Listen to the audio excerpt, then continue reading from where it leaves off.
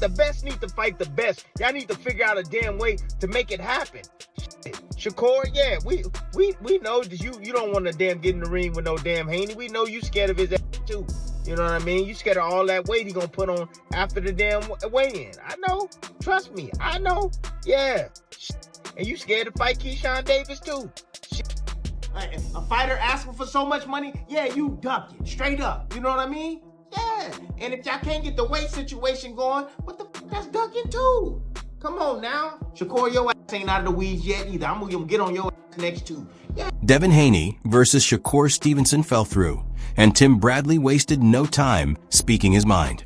But rather than brushing it off as typical boxing politics, Bradley turned up the heat, making it seem like Stevenson is running from his biggest test yet. That one comment has flipped the entire conversation, and now fans are left wondering, is this truly a matter of poor timing, or is there something deeper, like fear at play? Last one of these dudes got some flaws in they damn game. Yeah, they scared to death of certain fights. Yeah, every last one of them, damn. After the Haney-Stevenson fight collapsed, Tim Bradley didn't hold back, and now his comments have taken the entire discussion to a new level. Rather than treating it like ordinary boxing drama, Bradley framed it as Shakur dodging the biggest opportunity right in front of him. That has left fans asking one question: is this really about bad timing, or is fear the real issue underneath? Bradley's core argument is straightforward. He believes the talk needs to end and the pressure needs to become real.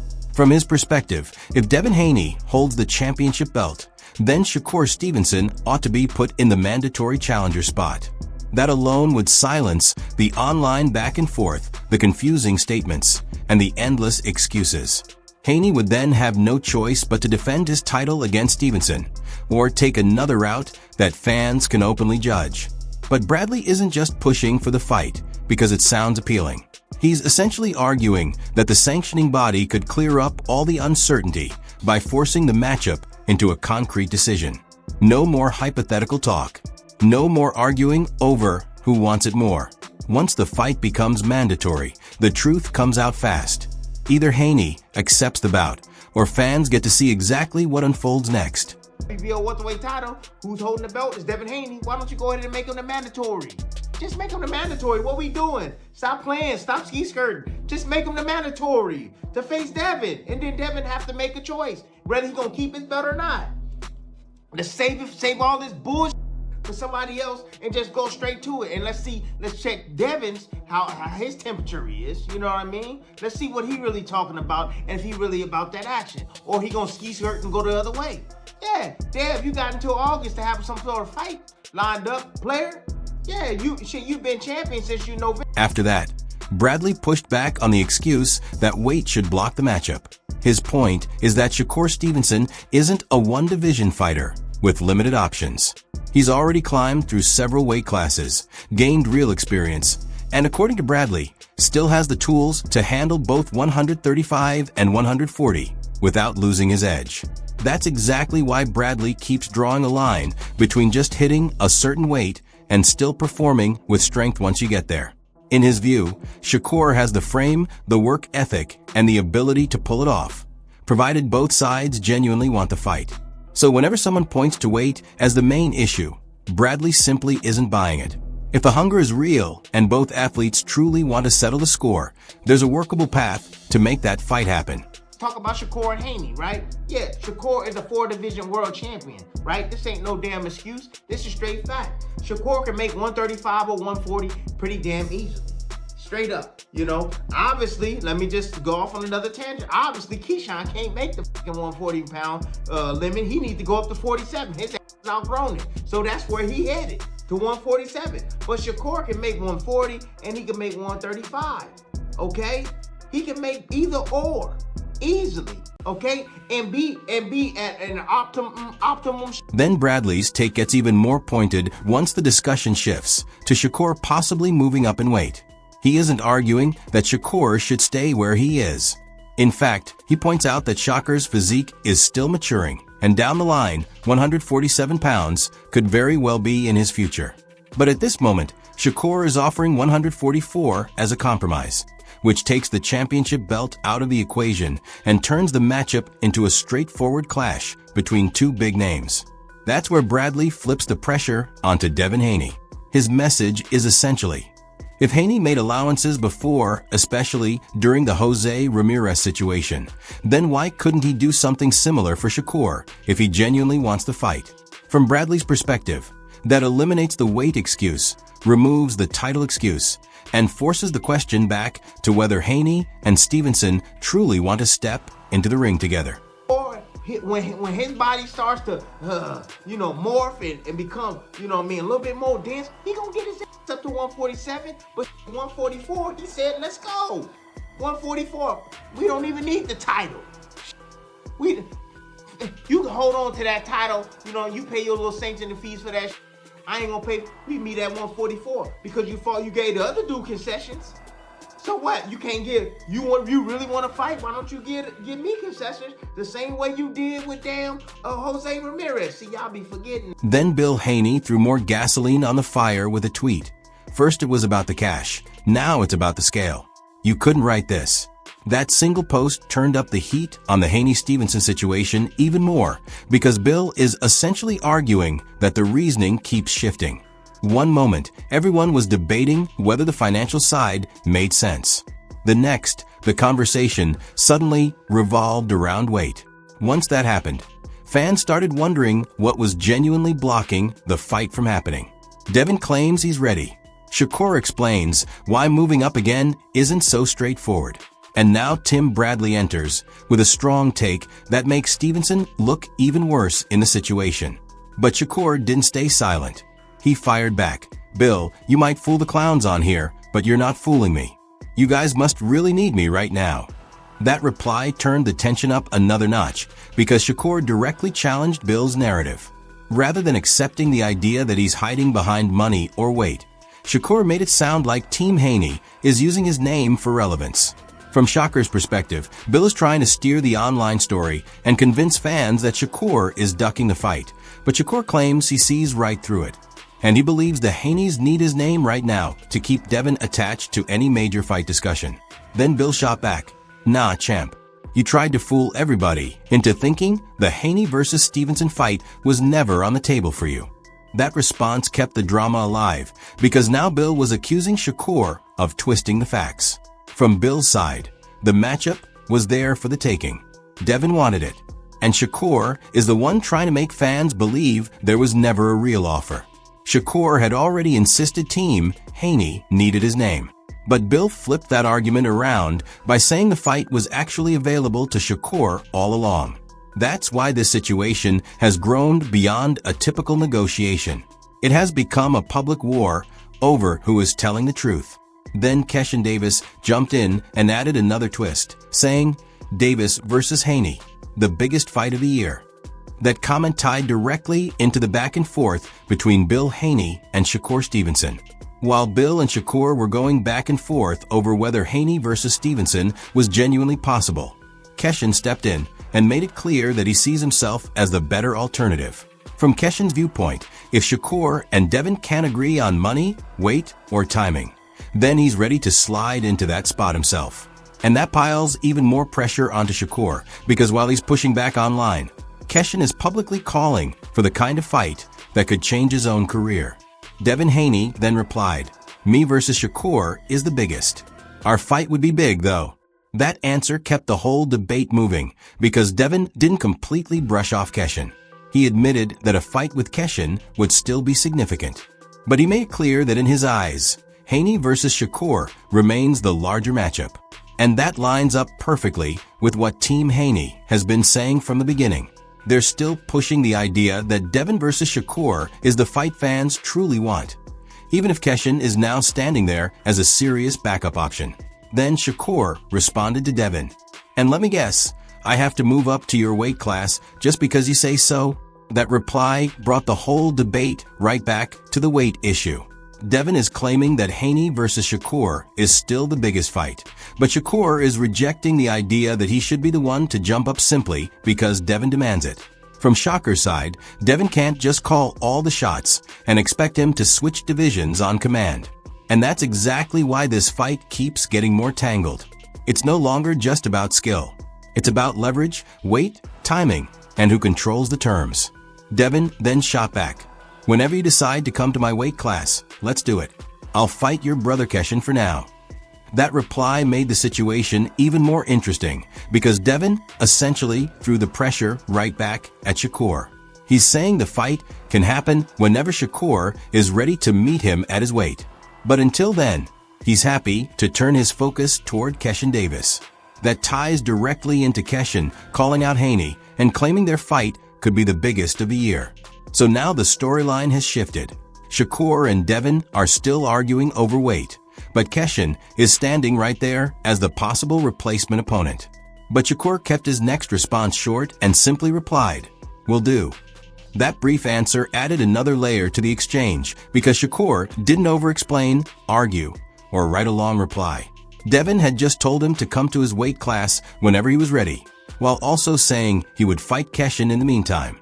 Shakur's "will do" made it sound like he isn't completely walking away from the idea, but he also isn't letting Devin dictate the terms right now. However, Shakur got angry when a fan replied to his tweet saying, "Haney aside." Shakur responded, "That don't exist in boxing no more. Stop it." That reply came across as Shakur pushing back against Devin's entire "my weight class" argument. From Shakur's perspective, he seems to be saying that modern boxing doesn't work that simply anymore. Fighters don't always just go where one side tells them to go. Big matchups are made through negotiations, catchweights, money, timing, and business decisions. So while Devin is telling him to come to his weight class, Shakur is essentially saying boxing doesn't operate like that anymore. And that keeps the argument alive, because now the fight isn't just about who wants it more. It's about who gets to set the conditions. Then Bill Haney and Greg Hackett jumped into the conversation and didn't hold back while discussing Shakur Stevenson versus Devin Haney. Their discussion made the fight feel even larger than just another online boxing debate, because now the money, the weight, and the negotiations were all being broken down in public. Talk about that, Shakur is signed to Zuffa. I mean, what's your reaction? Well, I mean, Eddie, if Eddie ain't got no money at 2026, it's okay to say that. Just okay, Eddie. Just say, listen, it's times I ain't had the money. I don't go start talking about everybody. Just get the money, man. If the market is calling for whatever times, when you have the deal on the table, then we know that that's what's going to set precedent. No longer is it precedent if you're talking about something on the table that's 5 times more. When you only can give 5 times less, then you might be out of business. Their conversation covered the financial side of the matchup, the ongoing weight complications, and the conditions needed for the bout to become a reality. Bill argued that fighters typically follow the largest payday, while also stressing that Devin's camp is prepared to move forward as long as the situation makes sense for them. You can find other jobs doing other. I think he does darts and he does a lot of. When he came over here to the United States, he came over here kicking ass, talking fly shit, talking about fighters getting paid what they're worth. If the gentleman can get 5 times more, then that shows that he was being grossly underpaid, in my opinion. He says that model won't last too long. Well, I mean, we're talking about 500 times. We don't say a 50% markup. You don't say a 25% markup. So when it goes 500% up, I mean, when it cooled down, it's still better than that you had on the... By now, the reasons for avoiding the matchup seem to be drying up. Supporters are stuck trying to determine who genuinely wants to step in the ring and who is simply treating the situation as a bargaining tool. When he's gonna pull up, when he's ready to pull up, you just got to stay ready. In our position, we don't have the luxury of being under the weight, and we can get ready and we can do all the other what he has. If he fights because at 44, ain't that a welterweight? 44 is the same. 46, like we came in. Sure. Brian Norman came in at 46. We came in at 46. If Shakur come in at 44 or 45, it's all the same to me, in my opinion. So I won't be blindsided about not being prepared for this opportunity. So from a coaching standpoint, from a business standpoint, we're ready. obviously Eddie was talking about, Oshaki Foster and, Shakur. He was saying, are you going to pay $15 million for that type of a fight? I mean, what do you guys think about that? Well, I mean, look, once again, I said, listen, if you don't have the money, I thought that's when you stopped having anything to say. You let the grown folks handle the business from there, I believe that you go to a place to take the narrative away that money is a problem. And if it meant going to Eddie and Eddie having a bag that was good and big enough to pay both fighters what they wanted, I'm all for it. If it's Turkey, if it's whoever, you got to understand, for me as a boxing manager, I want to make sure that the fighters are getting paid. Now that Keshin Davis has entered the picture, the entire situation gets even more complex. Devin claims the Stevenson matchup remains the biggest draw, yet he's also open to taking on Keshin in the interim. For Keshin, that clash clearly carries personal weight. He's mentioned before that he felt Devin never truly showed him respect while he was rising up alongside Shakur. So a Haney versus Keshin showdown wouldn't be just any random bout.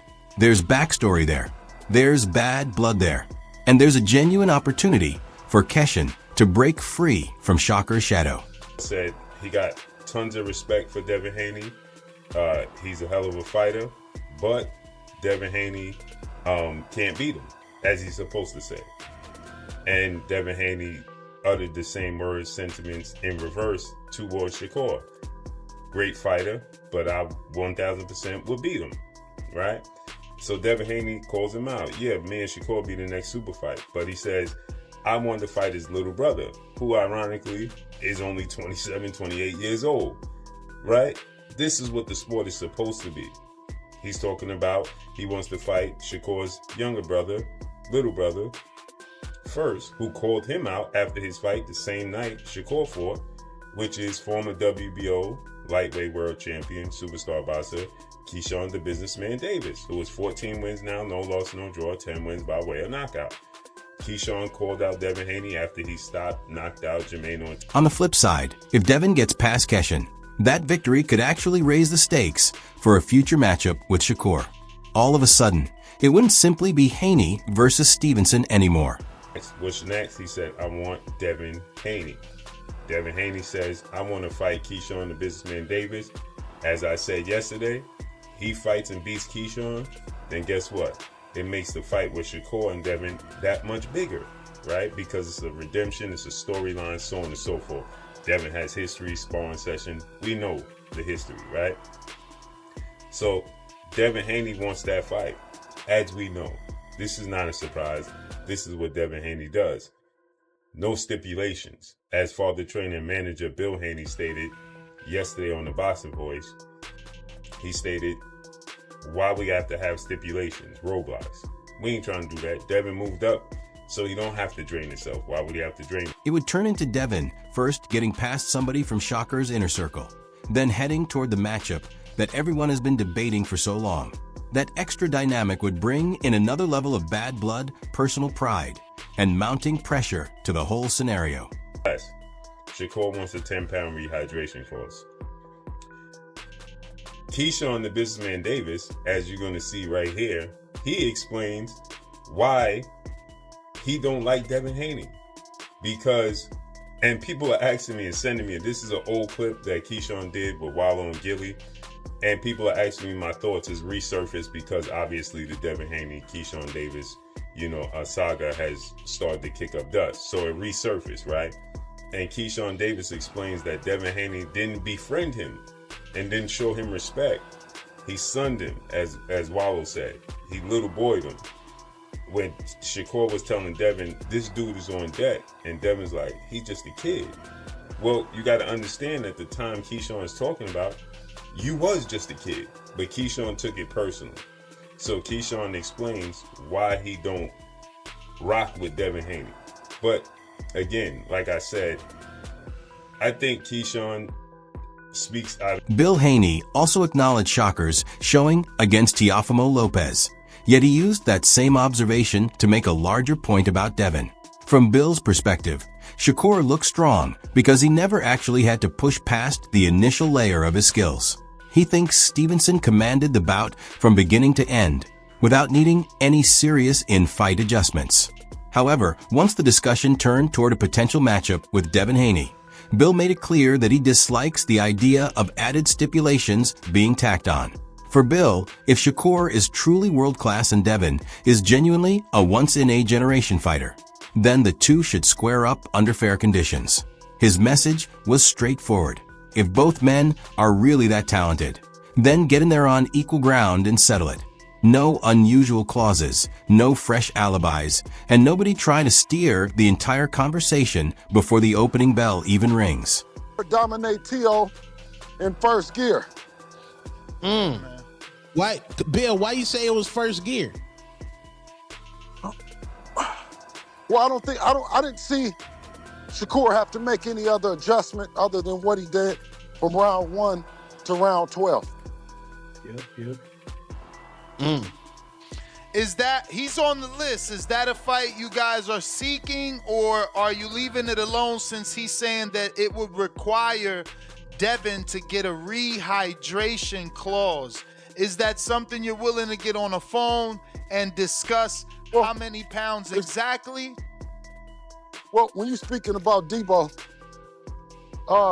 you might hear a whole lot of that's inconsistent with things that you say about normal fighters. When you talk about a generational talent like Dev, you would expect those that are elite to look to have, to be on a level playing field. Bill also made it clear that Devin's next move still has plenty of potential paths. He brought up names like Xander Zayas, Shakur Stevenson, Keyshawn Davis, and even the result of Barrios versus Ryan as something that could shift the landscape. But throughout all those options, Bill kept circling back to one main point. Devin is the best partner to dance with. In his view, Team Haney isn't pressured to rush an announcement just because fans online are demanding one. They believe the timing has to be right, the opponent has to make sense, and the deal has to come together properly.